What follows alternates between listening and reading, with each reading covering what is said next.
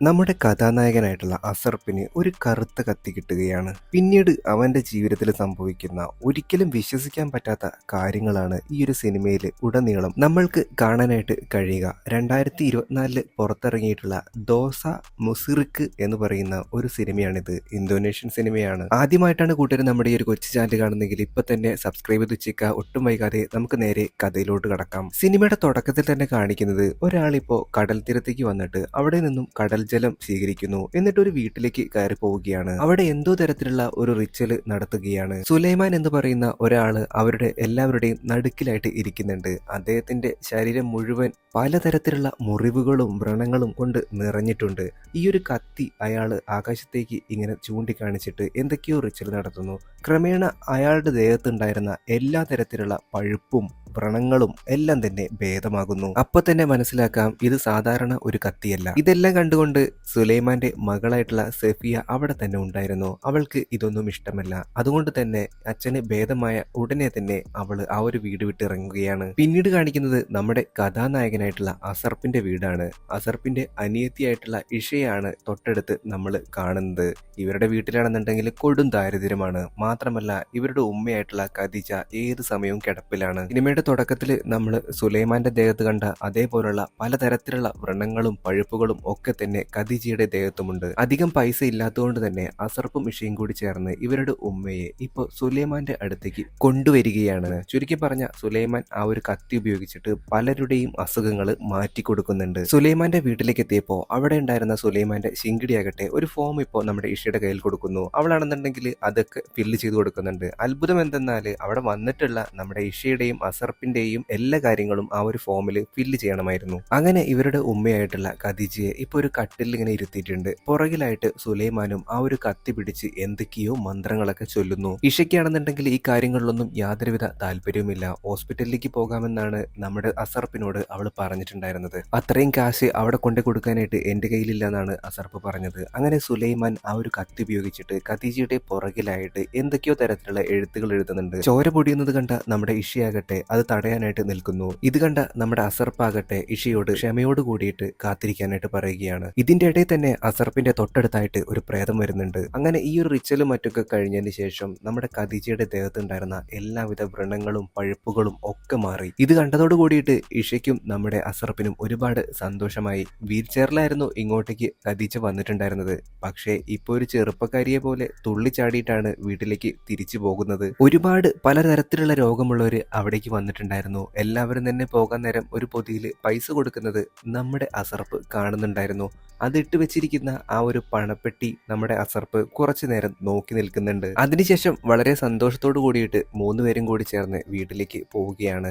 വീട്ടിൽ ചെന്നപ്പോൾ തന്നെ ഒരു പൊതി വീടിന്റെ മുൻഭാഗത്ത് കിടക്കുന്നുണ്ടായിരുന്നു. അത് ഇഷ എടുത്തിട്ട് നമ്മുടെ അസർപ്പിന് നൽകുന്നു. അസർപ്പാകട്ടെ ആ ഒരു പൊതി പൊട്ടിച്ചു നോക്കി. അതിനുള്ളിൽ ഒരു മനുഷ്യന്റെ വിരലായിരുന്നു. ഒപ്പം ഒരു ഭീഷണി കത്തും. നീ വാങ്ങിയ കടം മര്യാദയ്ക്ക് തിരിച്ചടച്ചിട്ടില്ലെങ്കിൽ നിന്റെ കഥ ഞാൻ കഴിക്കും എന്നാണ് ആ ഒരു കത്തിലുണ്ടായിരുന്നത്. അതിനുശേഷം നമ്മുടെ അസർപ്പാകട്ടെ ഈ ഒരു സുലൈമാൻ കൊടുത്തിട്ടുണ്ടായിരുന്ന ഒരു പൊതി അവന്റെ ഉമ്മ കിടക്കുന്ന റൂമിന്റെ അടുത്തായിട്ട് കെട്ടിവെക്കുന്നുണ്ട്. ദുഷ്ടശക്തികളിൽ നിന്നും ഉമ്മയെ രക്ഷിക്കാനുള്ള ഒരു താലിസ്മാൻ അല്ലെങ്കിൽ മന്ത്രച്ചരടാണ് ഇതെന്നാണ് നമ്മുടെ സുലൈമാൻ ഇവരോട് പറഞ്ഞിട്ടുണ്ടായിരുന്നത്. അടുത്ത ദിവസം തന്നെ ജോലിക്കായിട്ട് അസർപ്പ് ഒരു കടയിലേക്ക് പോവുകയാണ്. പുരാതനമായിട്ടുള്ള വസ്തുക്കളൊക്കെ വിൽക്കുന്ന ചുരുക്കി പറഞ്ഞ ഒരു ആന്റിക് ഷോപ്പ്. ഈ കടയുടെ മുതലാളിയുടെ പേര് ഖാദർ എന്നാണ്. ഖാദറാകട്ടെ ഇപ്പോൾ ഒരു കസ്റ്റമറിന് പഴയ ഒരു കത്തി പരിചയപ്പെടുത്തുകയാണ്. ഈ ഒരു കസ്റ്റമർ ആണെന്നുണ്ടെങ്കിൽ വേറെ എന്തെങ്കിലും തരത്തിലുള്ള കത്തി ഉണ്ടോ എന്നൊക്കെ ചോദിക്കുമ്പോൾ അസർപ്പ് അങ്ങോട്ടേക്ക് വന്നിട്ട് ഒരു കത്തി കാണിച്ചു കൊടുക്കുന്നു. പക്ഷെ അതിലൊന്നും തന്നെ ഈ ഒരു കസ്റ്റമർ കൺവിൻസ് ആയില്ല. കസ്റ്റമറുടെ പേര് റഷീദ് എന്നാണ്. ഇതെല്ലാം തന്നെ എന്റെ കയ്യിലുള്ള കത്തികളാണ്. പ്രത്യേക തരത്തിലുള്ള അതായത് വളരെ പുരാതനമായിട്ടുള്ള എന്തെങ്കിലും ഐറ്റം ഒക്കെ കിട്ടിയിട്ടുണ്ടെങ്കിൽ എന്നെ നിങ്ങൾ അറിയിക്കാൻ മറക്കരുത് എന്നും പറഞ്ഞിട്ടാണ് റഷീദ് എന്ന് പറയുന്ന കസ്റ്റമർ അവിടെ നിന്നും പോകുന്നത്. അങ്ങനെ അതിനുശേഷം നമ്മുടെ കടയുടെ മുതലാളിയായിട്ടുള്ള ഖാദറാകട്ടെ ഇപ്പൊ അസർപ്പിനെ നല്ല രീതിയിൽ വഴക്ക് പറയുന്നുണ്ട്. നീ ഇടയ്ക്കിടയ്ക്ക് ഇങ്ങനെ ലീവ് എടുത്താലും ശരിയാവില്ല. മാത്രമല്ല ഇനിയിപ്പോ ആകെ കുറച്ച് പൈസ മാത്രമേ ഞാൻ നിനക്ക് സാലറി ആയിട്ട് തരാനുള്ളൂ എന്നും പറഞ്ഞിട്ട് ആ മിച്ചം വരുന്ന പൈസ കൂടി ഇപ്പൊ അസർപ്പിനെ കൊടുക്കുകയാണ്. അതിനുശേഷം അസർപ്പാണെന്നുണ്ടെങ്കിൽ ഇപ്പോൾ ചന്തയിലേക്ക് പോയിട്ട് കുറച്ച് സാധനങ്ങളൊക്കെ വാങ്ങിക്കൊണ്ടിരിക്കും. ചെയ്തുകൊണ്ടിരിക്കുമ്പോഴാണ് ഒരു കൂട്ടം ഗുണ്ടകൾ അവനെ ഓടിച്ചിട്ട് പിടിക്കുന്നത്. എന്നിട്ട് അവരുടെ സംഘത്തലവന്റെ അടുത്തേക്ക് കൊണ്ടുപോകുന്നു. സംഭവം എന്താന്ന് വെച്ചിട്ടുണ്ടെങ്കിൽ ഈ ഒരു തലവന്റെ കയ്യിൽ നിന്നും നമ്മുടെ അസർപ്പ് ഒരുപാട് പൈസ കടം വാങ്ങിയിട്ടുണ്ട്. മാത്രമല്ല അതിലൊറ്റ പൈസ പോലും തിരിച്ചു കൊടുക്കാനായിട്ട് പറ്റിയിട്ടുമില്ല. എനിക്കറിയാം നിന്റെ ഉമ്മയ്ക്ക് ഒരുപാട് അസുഖങ്ങളുണ്ടെന്നൊക്കെ, പക്ഷെ നീ മേടിച്ച പൈസയുടെ മുതലെങ്കിലും തിരിച്ചു തരണ്ടേ? ഒരാഴ്ച സമയം കൊടുത്തിട്ട് ഈ ഒരു തലവനാണെന്നുണ്ടെങ്കിൽ നമ്മുടെ അസർപ്പിനെ അവിടെയൊന്നും പറഞ്ഞു വിടുന്നു. പിന്നീട് കാണിക്കുന്നത് സുലൈമാനെയും അദ്ദേഹത്തിന്റെ പരിചയക്കാരനായിട്ടുള്ള ഒരാളെയുമാണ്. അദ്ദേഹത്തോട് ഇപ്പോൾ സുലൈമാൻ ഒരു കാര്യം പറയുന്നുണ്ട്. ഫുൾ മൂൺ ആണ് വരാനായിട്ട് പോകുന്നത്. അപ്പോൾ ഈ ഒരു കത്തിയുടെ ബാത്തിങ്ങും അതുപോലെ തന്നെ എന്തൊക്കെയോ റിച്വലൊക്കെ നടത്തേണ്ട കാര്യങ്ങളൊക്കെ പറയുന്നുണ്ട്. ഇതേ സമയം നമ്മുടെ അസർപ്പാണെന്നുണ്ടെങ്കിൽ വീട്ടിലേക്ക് എത്തിയപ്പോൾ ഇഷയും അതുപോലെ തന്നെ ഉമ്മയും കൂടി ചേർന്ന് നിസ്കരിച്ചുകൊണ്ടിരിക്കുകയായിരുന്നു. സുലൈമാൻ ഉമ്മയുടെ റൂമിൽ വെക്കാനായിട്ട് പറഞ്ഞിട്ടുണ്ടായിരുന്ന ആ ഒരു പൊതി ഉണ്ടായിരുന്നല്ലോ, അത് ഇഷ എടുത്തിട്ട് കളഞ്ഞിട്ടുണ്ടായിരുന്നു. ഈ നമ്മുടെ അസർപ്പാണെന്നുണ്ടെങ്കിൽ നേരെ പോയി അത് വീണ്ടും എടുത്തിട്ട് ആ റൂമിൽ തന്നെ കൊണ്ടുവന്ന് വെക്കുന്നുണ്ട്. ഇഷയ്ക്ക് ഇങ്ങനെയുള്ള ഒരു തരത്തിലുള്ള ദുരാചാരങ്ങളും ഒന്നും ഇതിനെ ഇഷ്ടമല്ലായിരുന്നു. പക്ഷേ അതൊന്നും പറഞ്ഞാൽ പറ്റില്ല. സുലൈമാൻ ഇങ്ങനെ പറഞ്ഞിട്ടുള്ളതല്ലേ, നമ്മുടെ ഉമ്മയുടെ അസുഖമൊക്കെ മാറാൻ വേണ്ടിയിട്ടല്ലേ ഇത് ചെയ്യേണ്ടത് എന്നൊക്കെ പറഞ്ഞിട്ട് അവൻ അത് അവിടെ തന്നെ കൊണ്ടുവന്ന് കെട്ടിയിടുന്നുണ്ട്. ശേഷം ഈ ഖാദർ എന്ന് പറയുന്ന മുതലാളി കൊടുത്തിട്ടുണ്ടായിരുന്ന മിച്ചം വന്ന സാലറി ഇപ്പൊ നമ്മുടെ ഇഷയെ ഏൽപ്പിക്കുകയാണ് അസർപ്പ്. അസർപ്പിന് ഈ ഒരു കടബാധ്യത ഉള്ള കാര്യമൊന്നും തന്നെ അവൻ വീട്ടിൽ പറഞ്ഞിട്ടില്ല. അന്ന് രാത്രി എത്ര ഉറങ്ങാൻ നോക്കിയിട്ടും അസർപ്പിന് ഉറക്കം വരുന്നില്ല. അവൻ അങ്ങനെ പെട്ടെന്നൊരു കാര്യം ഓർമ്മ വരികയാണ്. സുലൈമാന്റെ ആ ഒരു വീട്ടിലുള്ള പണപ്പെട്ടി അത് മോഷ്ടിക്കണം. അന്ന് രാത്രി തന്നെ അസർപ്പ് ആരും അറിയാതെ സുലൈമാന്റെ വീട്ടിനകത്തേക്ക് പോവുകയാണ്. തന്റെ കടങ്ങൾ വീട്ടാനായിട്ട് മറ്റൊരു വഴിയും അസർപ്പിന്റെ മുന്നിലില്ലായിരുന്നു. അവനങ്ങനെ ഒച്ചയൊന്നും ഉണ്ടാക്കാതെ അകത്തേക്ക് കയറി. എന്നിട്ട് അവിടെ ഉണ്ടായിരുന്ന ആ ഒരു അലമാര തുറന്നു. അപ്പോഴതാ ആ ഒരു വലിയ പണപ്പെട്ടി അവിടെ ഇരിക്കുന്നു. അവനങ്ങനെ ആ ഒരു പണപ്പെട്ടി എടുക്കാനായിട്ട് നോക്കുമ്പോൾ അതിന് പിന്നിലായിട്ട് ഒരു പച്ച കളറിലുള്ള ഒരു ഷാള് പോലുള്ള തുണി ഉണ്ടായിരുന്നു. അതവനങ്ങനെ വലിച്ചു നോക്കുമ്പോൾ അതിന്റെ അറ്റം കണ്ടെത്താനേ കഴിയുന്നില്ല, അത്രയധികം നീളമുണ്ടായിരുന്നു. അങ്ങനെ വലിച്ച് വലിച്ച് വലിച്ച് ലാസ്റ്റ് ദേണ്ടടാ ഒരു പ്രേതാണെന്നുണ്ടെങ്കിൽ പെട്ടെന്ന് അവന്റെ മുമ്പിലേക്ക് ചാടുകയാണ്. ഇത് കണ്ടതും നമ്മുടെ അസർപ്പാണെന്നുണ്ടെങ്കിൽ പുറകിലോട്ട് വീണുപോയി. ഒരുവിധം ആ ഒരു പെട്ടിയുമായിട്ട് നമ്മുടെ അസർപ്പ് വീട്ടിലേക്ക് എത്തി. പക്ഷേ അത് തുറന്നു നോക്കിയപ്പോൾ അതിനുള്ളിൽ ആ കറുത്ത കത്തി മാത്രമാണ് ഉണ്ടായിരുന്നത്. നിരാശനായിട്ടുള്ള അസർപ്പാകട്ടെ അത് കട്ടിലിനടിയിലായിട്ട് ഒളിപ്പിച്ചു വെച്ചു. പിന്നീട് അവൻ കിടന്നുറങ്ങാനായിട്ട് നോക്കുമ്പോൾ വാതിലിൽ നല്ല മുട്ട് കേൾക്കുന്നു. അവനങ്ങനെ പതിയെ വാതിൽ തുറക്കാനായിട്ട് ചെല്ലുന്നു. പുറത്തുനിന്ന് ഏതൊരു സ്ത്രീ പാട്ടുപാടി ഡാൻസ് കളിക്കുന്നതാണ് ഇപ്പൊ നമ്മുടെ അസർപ്പിനെ കാണാൻ കഴിയുന്നത്. അവൻ അടുത്തേക്ക് ചെന്നു. ആരാണ് നീ എന്താണ് ഇവിടെ ചെയ്യുന്നത് എന്നൊക്കെ അസർപ്പ് ചോദിക്കുന്നു. പെട്ടെന്ന് കറന്റ് പോയി. അവനാണെന്നുണ്ടെങ്കിൽ കയ്യിലുണ്ടായിരുന്ന ഒരു തീപ്പെട്ടി ഇപ്പോൾ കത്തിച്ചിട്ട് ഇങ്ങനെ നോക്കുന്നുണ്ട് അവിടെ എവിടെയെങ്കിലുമൊക്കെ എന്തെങ്കിലും ഉണ്ടോ എന്ന്. പക്ഷെ ഇവന്റെ തോളിലായിട്ട് ഈ ഒരു പ്രേതം കയറിയിരിക്കുകയാണ്. എന്നിട്ട് ഇവന്റെ ചെവിട്ടിൽ ആ ഒരു പ്രേതം പറയുന്നുണ്ട്, എന്നെ നീ സേവിക്കൂ എന്ന്. പക്ഷെ പെട്ടെന്ന് തന്നെ നമ്മുടെ അസർപ്പ് ഞെട്ടി ഉണരുന്നു. അവൻ കണ്ട ഒരു സ്വപ്നം മാത്രമായിരുന്നു അത്. സംശയം തോന്നിയിട്ടുള്ള അസർപ്പാകട്ടെ വീണ്ടും കട്ടിലിനടിയിൽ അവൻ ഒളിപ്പിച്ചു വെച്ചിട്ടുണ്ടായിരുന്ന ആ ഒരു പെട്ടി തുറന്നു നോക്കുകയാണ്. പെട്ടെന്ന് തന്നെ ആ ഒരു കത്തി അന്തരീക്ഷത്തിലേക്ക് ഉയർന്നു പൊങ്ങുന്നു. എന്നിട്ട് അതിങ്ങനെ വിറയ്ക്കുന്നുണ്ട്. ഇത് കണ്ട അസർപ്പിന് ഒരു കാര്യം വ്യക്തമായി, ഇത് സാധാരണ ഒരു കത്തിയല്ല. അവൻ അടുത്ത ദിവസം തന്നെ ജോലിക്ക് പോയപ്പോൾ ഇത് ഖാദർ എന്ന് പറയുന്ന അവന്റെ മുതലാളിയെ കാണിച്ചു. കത്തി കണ്ട ഉടനെ തന്നെ ഖാദർ ഒരു കാര്യം പറഞ്ഞു, ഇത് സാധാരണ ഒരു കത്തിയല്ല, കോടികൾ വിലമതിക്കുന്ന കത്തിയാണ് എന്നൊക്കെ പറഞ്ഞിട്ട് പുള്ളിക്കാരൻ ഇതിങ്ങനെ ഉയർത്തിപ്പിടിച്ച് എന്തൊക്കെയോ മന്ത്രങ്ങളൊക്കെ ചൊല്ലാനായിട്ട് ആരംഭിച്ചു. പക്ഷേ ഉൾക്കണ്ണിൽ ഖാദർ ഒരുപാട് ഭയാനകമായിട്ടുള്ള കാഴ്ചകൾ കാണുന്നുണ്ടായിരുന്നു. തൊട്ടടുത്ത നിമിഷം തന്നെ ആ ഒരു ആന്റിക് ഷോപ്പിലുണ്ടായിരുന്ന എല്ലാ വസ്തുക്കളും വൈബ്രേറ്റ് ചെയ്ത് നിലത്ത് വീഴാനായിട്ട് തുടങ്ങി. ഇത് മനസ്സിലാക്കിയിട്ടുള്ള ഖാദറാണെന്നുണ്ടെങ്കിൽ ഈ ഒരു കത്തിയും കൊണ്ട് നീ എത്രയും പെട്ടെന്ന് ഇവിടുന്ന് പൊക്കോ എന്ന് പറഞ്ഞിട്ട് ഈ ഒരു ഷോപ്പിൽ നിന്നും നമ്മുടെ അസർപ്പിനെ പുറത്താക്കുകയാണ്. അസർപ്പ് അങ്ങനെ നിരാശനായിട്ട് ഈ ഒരു ചന്തയിലൂടെ ഇങ്ങനെ നടന്നു പോകുമ്പോൾ അവന്റെ ചുറ്റിലുണ്ടായിരുന്ന ആളുകളൊക്കെ അവനെ നോക്കിയിട്ട് കള്ള നീ കത്തി കട്ടില്ലേ അങ്ങനെയൊക്കെ പറഞ്ഞിട്ട് ഇവന് നേരെ വന്നുകൊണ്ടിരിക്കുകയാണ്. പക്ഷെ യഥാർത്ഥത്തിൽ അത് അവന്റെ തോന്നലായിരുന്നു. ആ ആളുകളൊക്കെ ഇവനെ സമാധാനിപ്പിക്കാനായിട്ടായിരുന്നു നോക്കിയിട്ടുണ്ടായിരുന്നത്. കാരണം ഇവനിങ്ങനെ വിറച്ച് നിൽക്കുമ്പോൾ എല്ലാവരും വന്നിട്ട് എന്താ മോനെ പറ്റിയെന്നൊക്കെയാണ് ചോദിക്കുന്നത്. അടുത്ത ദിവസമായപ്പോഴത്തേക്കും കത്തി പോയ കാര്യം സുലൈമാൻ അറിഞ്ഞു. സുലൈമാനാണെന്നുണ്ടെങ്കിൽ ആകെ ദേഷ്യവും സങ്കടവും പിടിച്ചിരിക്കുകയാണ്. കാരണം ഈ ഒരു ഫുൾ മൂൺ അല്ലെങ്കിൽ പൂർണ്ണ ചന്ദ്രഗ്രഹണം വരുന്ന ആ ഒരു സമയത്ത് ഇതിന് മുമ്പായിട്ട് തന്നെ ഇതിൻ്റെ റിച്വലും കാര്യങ്ങളൊക്കെ നടത്തിയിരിക്കണം. മാത്രമല്ല സുലൈമാനാണെന്നുണ്ടെങ്കിൽ പെട്ടെന്ന് തന്നെ കിടപ്പിലാവുകയും ചെയ്തു. ഈ സമയം നമ്മുടെ അസർപ്പാണെന്നുണ്ടെങ്കിൽ വീട്ടിലേക്ക് എത്തുമ്പോൾ തന്നെ കാണുന്ന കാഴ്ച എന്ന് പറയുന്നത് ആ ഒരു ഗുണ്ടാ തലവന്റെ ശിങ്കിടികൾ വന്നിട്ട് അവരുടെ വീട്ടിലുണ്ടായിരുന്ന എല്ലാ സാധനങ്ങളും ഇപ്പൊ ഒരു വണ്ടിയിൽ കയറ്റി കൊണ്ടുപോവാണ്. നീ എപ്പോഴാണോ ബോസിന് കൊടുക്കാനുള്ള പൈസ ഒക്കെ കൊടുത്തു തീർക്കുന്നത് അപ്പൊ മാത്രമായിരിക്കും ഈ ഒരു സാധനങ്ങളൊക്കെ നിനക്ക് ലഭിക്കുക എന്നാണ് അയാൾ പറയുന്നത്. ഈ ഒരു ഗുണ്ടകളെ പറഞ്ഞു വിടാനായിട്ട് നമ്മുടെ അസർപ്പാണെന്നുണ്ടെങ്കിൽ ആ ഒരു കത്തി എടുത്ത് കാണിക്കുന്നുണ്ട്. ഇത് വളരെ വിലപിടിപ്പുള്ള കത്തിയാണ്. ഇത് കണ്ടതും ആ ഒരു ഗുണ്ടയ്ക്ക് ദേഷ്യം പിടിച്ച് ആ ഒരു കത്തി അവൻ താഴേക്ക് ഇട്ടു. തൊട്ടടുത്ത നിമിഷം തന്നെ അവിടെ ഉണ്ടായിരുന്ന ജനലുകളും വാതിലുകളും ഒക്കെ അടഞ്ഞു. ഈ ഒരു കത്തിയാണെന്നുണ്ടെങ്കിൽ തനിയെ ഉയർന്നു പൊങ്ങിയിട്ട് ഇപ്പൊ അവിടെ ഉണ്ടായിരുന്ന ആ ഒരു ഗുണ്ട ഉണ്ടല്ലോ, ആ ഒരു ഗുണ്ടയുടെ നാവ് അയാൾ തന്നെ അറക്കുന്ന രീതിയിലായി പോയി. ഇത് കണ്ട ബാക്കിയുള്ള ഗുണ്ടകളെല്ലാം തന്നെ അവിടെ നിന്നും പേടിച്ചോടുകയാണ്. നമ്മുടെ അസർപ്പിന് ഇത്രയും കടബാധ്യത ഉള്ള കാര്യം ഇപ്പോൾ ഉമ്മയായിട്ടുള്ള ഖദീജയും അനിയത്തിയായിട്ടുള്ള ഇഷയും അറിഞ്ഞു കഴിഞ്ഞു. മാത്രമല്ല ആ ഒരു കറുത്ത കത്തി സുലൈമാന്റെ കയ്യിലുള്ളതാണെന്ന് മനസ്സിലാക്കിയിട്ടുള്ള ഇഷയാണെന്നുണ്ടെങ്കിൽ ഇപ്പൊ തന്റെ ജ്യേഷ്ഠനായിട്ടുള്ള അസർപ്പിനോട് അത് അവിടെ തന്നെ കൊണ്ടുചെന്ന് കൊടുക്കാനായിട്ട് ആവശ്യപ്പെടുകയാണ്. അതെന്തോ തരത്തിലുള്ള ശക്തിയുള്ള കത്തിയാണ്, അത് വെച്ച് നീ കളിക്കരുത് എന്നാണ് ഉമ്മയായിട്ടുള്ള ഖദീജയും പറയുന്നത്. അങ്ങനെ അടുത്ത ദിവസം തന്നെ അസർപ്പ് ആ ഒരു കത്തി അവിടെ കൊണ്ടുവന്ന് ഏൽപ്പിക്കാമെന്ന് ഉമ്മയ്ക്കും അനിയത്തിക്കും വാക്കു കൊടുക്കുന്നു. ഇതേ സമയം സുലൈമാന്റെ വീട്ടിലേക്ക് നേരത്തെ പിണങ്ങി പോയിട്ടുണ്ടായിരുന്ന സഫിയ എന്ന് പറയുന്ന മകളിപ്പോ തിരിച്ചെത്തിയിട്ടുണ്ട്. സുലൈമാന്റെ അവസ്ഥ വളരെ പരിതാപകരമാണ്.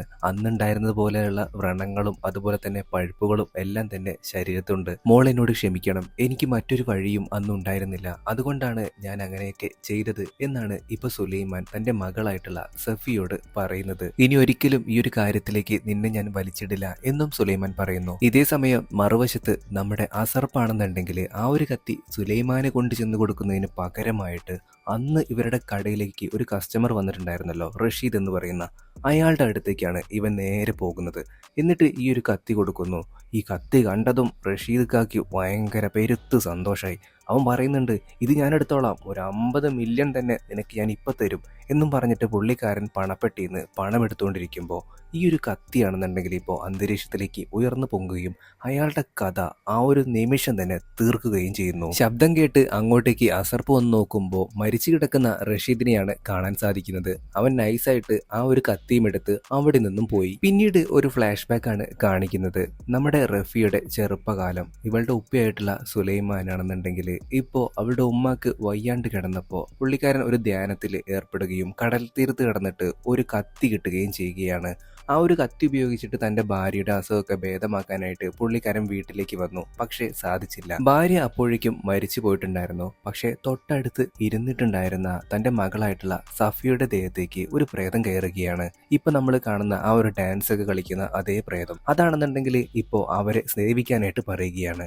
തന്റെ മകളുടെ കയ്യിലായിട്ട് അദ്ദേഹം ഒരു മുറിവുണ്ടാക്കുന്നു. അന്ന് മുതൽ ഈ ഒരു കത്തിയുടെ അവകാശം സഫിയയ്ക്കും അതുപോലെ തന്നെ അവളുടെ ഉപ്പയ്ക്കുമാണ്. ചുരുക്കി പറഞ്ഞ ഈ ഒരു പ്രേതത്തെയും അതുപോലെ തന്നെ ഈ കത്തിയെയും സേവിക്കേണ്ടത് ഇവരുടെ രണ്ടുപേരുടെയും ചുമതലയാണ്.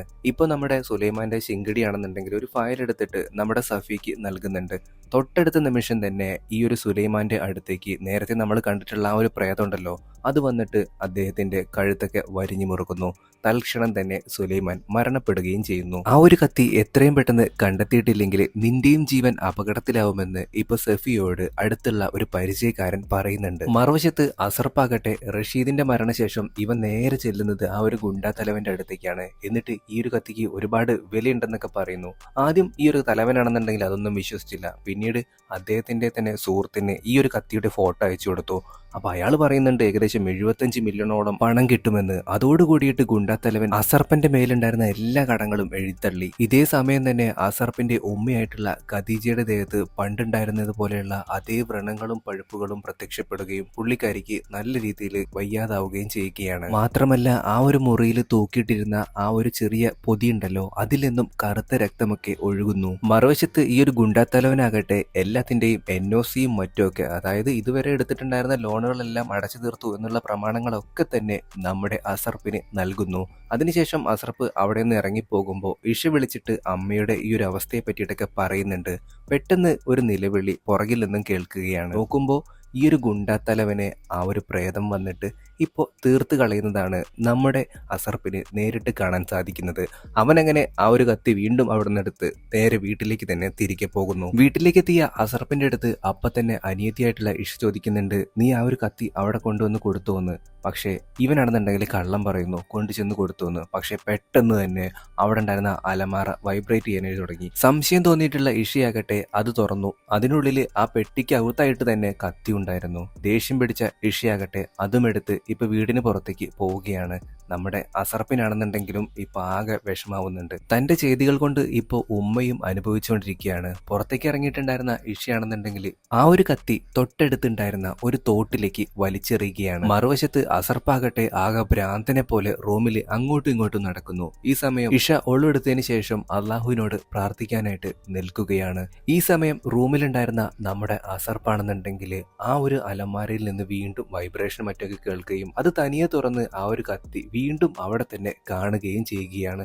പെട്ടെന്ന് തന്നെ ആ ഒരു പ്രേതം നമ്മുടെ അസർപ്പിന്റെ തൊട്ടു മുമ്പിലേക്ക് വരികയാണ്. എന്നിട്ട് ആ ഒരു പ്രേതം ഇവനോട് പറയുന്നുണ്ട്, നീ എന്നെ സേവിക്കുകയാണെന്നുണ്ടെങ്കിൽ എന്തും നിനക്ക് ലഭ്യമാകും, എന്നെ സേവിക്കൂ. ഇല്ല, ഞാൻ അതൊരിക്കലും ചെയ്യില്ല എന്നും പറഞ്ഞുകൊണ്ട് കത്തിയെടുത്തിട്ട് ഈ ഒരു പ്രേതത്തെ കുത്താനായിട്ട് ഒരുങ്ങുകയാണ് നമ്മുടെ അസർപ്പ്. പക്ഷേ അത് കൊണ്ടതാകട്ടെ അവന്റെ സ്വന്തം അനിയത്തിയായിട്ടുള്ള ഇഷയ്ക്കിട്ടിട്ടും. യഥാർത്ഥത്തില് ആ ഒരു പ്രേതം ഇവനെ കബളിപ്പിച്ചതായിരുന്നു. അങ്ങനെ നല്ല രീതിയിൽ പരിക്കേറ്റിട്ടുള്ള തന്റെ അനിയത്തിയെയും അമ്മയും ചേർത്ത് പിടിച്ചുകൊണ്ട് അസർപ്പ് ഇപ്പോ കരയുകയാണ്. മറുവശത്ത് സുലൈമാന്റെ വീട്ടിലാണെന്നുണ്ടെങ്കിൽ അങ്ങേരുടെ മകളായിട്ടുള്ള റഫിയ അവിടെ വന്നിട്ടുണ്ടായിരുന്ന പേഷ്യൻസിന്റെ ഫോമുകളൊക്കെ നോക്കുന്നുണ്ട്. അതില് ജനിച്ചവരുടെ നാളും അതുപോലെ വയസ്സും എല്ലാം അവൾ ചെകഞ്ഞു നോക്കുന്നുണ്ട്. ഇനിയും വൈകിട്ടുണ്ടെങ്കിൽ തന്റെ ജീവനും തന്റെ ഉമ്മയുടെയും അനിയത്തിയുടെയും ജീവനും അപകടത്തിലാവും എന്ന് മനസ്സിലാക്കിയിട്ടുള്ള അസർപ്പ് നേരെ സുലൈമാന്റെ വീട്ടിലേക്ക് പോവുകയാണ്. ആ ഒരു ശിങ്കിടിയാണ് വാതിൽ തുറന്ന് പുറത്തേക്ക് വന്നത്. അവനെ ഈ ഒരു കത്തി നമ്മുടെ അസർപ്പ് ഏൽപ്പിക്കുന്നു. അയാളപ്പോ പറയുന്നുണ്ട്, നീ കുറച്ചു നാള് മുമ്പേ ഇത് ചെയ്തിരുന്നെങ്കിൽ സുലൈമാനെ ഞങ്ങൾക്ക് നഷ്ടപ്പെടില്ലായിരുന്നു. അപ്പോഴേക്കും മകളായിട്ടുള്ള റഫിയും അങ്ങോട്ടേക്ക് വന്നു. ഇനി എന്തായാലും അതൊന്നും പറഞ്ഞിട്ട് കാര്യമില്ല, നിങ്ങളുടെ ഉമ്മയെ രക്ഷിക്കേണ്ടതുണ്ട്. അതുകൊണ്ട് തന്നെ ഇന്ന് രാത്രി ആരും അറിയാതെ നിങ്ങളുടെ വീട്ടിൽ വെച്ച് ഒരു റിച്വൽ നടത്തേണ്ടതായിട്ടുണ്ട്. സർപ്പാണെന്നുണ്ടെങ്കിൽ അതിന് സമ്മതം മൂടുകയും ചെയ്തു. അങ്ങനെ അന്ന് രാത്രിയായപ്പോൾ അന്ന് നമ്മൾ സിനിമയുടെ തുടക്കത്തിൽ കണ്ടില്ലേ, അതേപോലെ തന്നെ കടലിൽ നിന്നും കുറച്ച് ശുദ്ധജലമൊക്കെ ശേഖരിച്ചതിന് ശേഷം ഇപ്പൊ അവര് വീട്ടിലേക്ക് വരികയാണ്. ഈ സമയം ഇഷ നല്ല ഉറക്കത്തിലായിരുന്നു, ഉമ്മയായിട്ടുള്ള ഖദീജയും. അങ്ങനെ ഖദീജ ഉമ്മയെ ഇപ്പൊ നമ്മുടെ അസർപ്പ് വീടിന്റെ ഹാളിലേക്ക് കൊണ്ടുവന്ന് കിടത്തുകയാണ്. അപ്പോഴേക്കും അങ്ങോട്ടേക്ക് സഫിയയും എത്തിയിട്ടുണ്ട്. ആ ഒരു കത്തി ഉപയോഗിച്ചിട്ട് ചെറിയ മുറിവ് അമ്മയുടെ ദേഹത്ത് ആക്കാനായിട്ട് ഇപ്പൊ സഫിയ നമ്മുടെ അസർപ്പിനോട് പറയുകയാണ്. അസർപ്പ് അതുപോലെ തന്നെ ചെയ്തു. കാരണം അവന്റെ അമ്മയുടെ അസുഖം മാറേണ്ടത് അവന്റെ ആവശ്യമാണല്ലോ. ഇതേ സമയം നമ്മുടെ ഇഷയാണെന്നുണ്ടെങ്കിൽ ഈ ഒരു ശബ്ദങ്ങളൊക്കെ കേട്ടിട്ട് ഉറക്കമുണരുന്നു. റൂമിൽ നിന്ന് പുറത്തേക്ക് ഇറങ്ങാനായിട്ട് നോക്കുമ്പോൾ അത് പുറത്തു നിന്ന് ലോക്ക് ചെയ്തിരിക്കുകയാണ്. ജനലിലൂടെ ഉമ്മയുടെ റൂമിലേക്ക് നോക്കുമ്പോൾ ബെഡിൽ ഉമ്മയെ കാണാനുമില്ല. എന്തോ കുഴപ്പമുണ്ടെന്ന് അവൾക്ക് മനസ്സിലായി. ഇതേ സമയം ഇവിടെയാണെന്നുണ്ടെങ്കിൽ റിച്വൽ പുരോഗമിച്ചുകൊണ്ടിരിക്കുകയാണ്. ഈ കത്തി ഉപയോഗിച്ചിട്ട് എന്തൊക്കെയോ മന്ത്രങ്ങളൊക്കെ സഫിയ ചൊല്ലാനായിട്ട് തുടങ്ങി.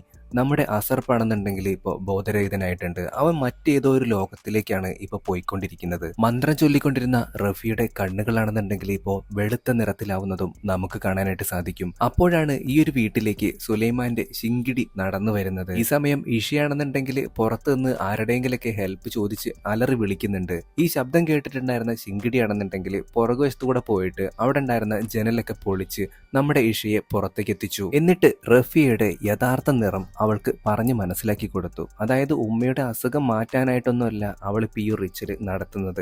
ഈ ഒരു ഓണർഷിപ്പ് ഇപ്പോൾ അവളുടെ മേലാണ്. അതായത് ഈ ഒരു കത്തിയും ഈ ഒരു പ്രേതത്തെയും ഒക്കെ സേവിക്കേണ്ടത് അവളുടെ കടമയാണ്. അത് അവളുടെ തലയിൽ നിന്നും എങ്ങനെയെങ്കിലും ഒഴിവാക്കാനായിട്ട്, അതായത് ഈ ഒരു കത്തിയുടെ ഓണർഷിപ്പ് ഇപ്പൊ നമ്മുടെ അസർപ്പിന്റെ മേലേക്ക് ആക്കാനായിട്ടാണ് അവൾ ഈ ഒരു റിച്വൽ നടത്തുന്നത്. അസർപ്പ് ഇപ്പോൾ മറ്റേതോ ഒരു ലോകത്തേക്ക് എത്തുന്നുണ്ട്. അവിടെ ഒരുപാട് പരിചാരകരും മറ്റുമൊക്കെ അവൻ ആനയിച്ചുകൊണ്ട് ഒരു സിംഹാസനത്തിലേക്ക് ഇരിക്കാനായിട്ട് അവർ ആവശ്യപ്പെടുന്നു. അവന്റെ തലയിലായിട്ട് അവരൊരു കിരീടം വെക്കുകയും പിന്നീട് പൂക്കളും രക്തങ്ങളും അടങ്ങുന്ന എന്തൊക്കെയോ ഒരു ദ്രാവകം അവന്റെ ദേഹത്തേക്ക് ഒഴിക്കുകയും ചെയ്യുന്നു.